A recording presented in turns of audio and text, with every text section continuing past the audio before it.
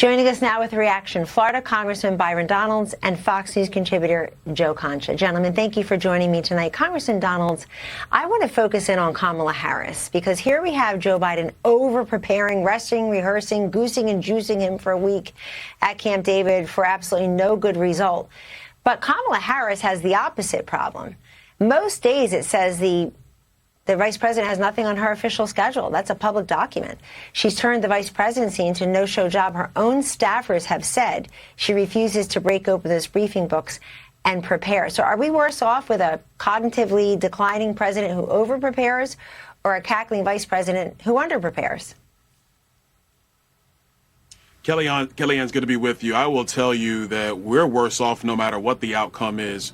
We know Joe Biden can't do this job, and what we've seen in limited ability with Kamala Harris is that she doesn't have the ability to do it as well. Remember, she was the border czar. She was tapped by Joe Biden to fix our southern border, and she went down to the Northern Triangle countries instead of actually spending time on the southern border, actually understanding all of the implications of Joe Biden's reckless policy decisions when it came to securing this nation. And we've not seen her since. I think the fact that her schedule is wide open is indicative of a couple things. Number one, it looks to me like she doesn't even want to put her hands on any of this mess. She's trying to stay out of the way. And also it appears that Joe Biden doesn't want her to be involved at all. There's real division in this White House. That's the way it appears to me. But the American people need to understand, whether it's Joe Biden, Kamala Harris, or anybody else, the radical Democrat agenda remains the same. The Democrats all agree on open borders. They agree on massively overspending. They agree on being weak on the foreign policy front. None of those things are going to work out for the American people. Doesn't matter who steps up.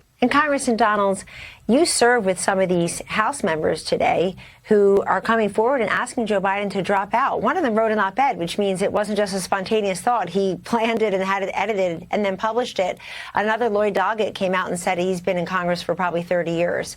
Do you think that others of your Democratic colleagues in the House will follow, or do you think people will start circling the wagons around Joe Biden? And here's really the question for the audience to know. Does it even matter? Does it matter if all these members of Congress say drop out and Joe and Jill Biden want to stay in?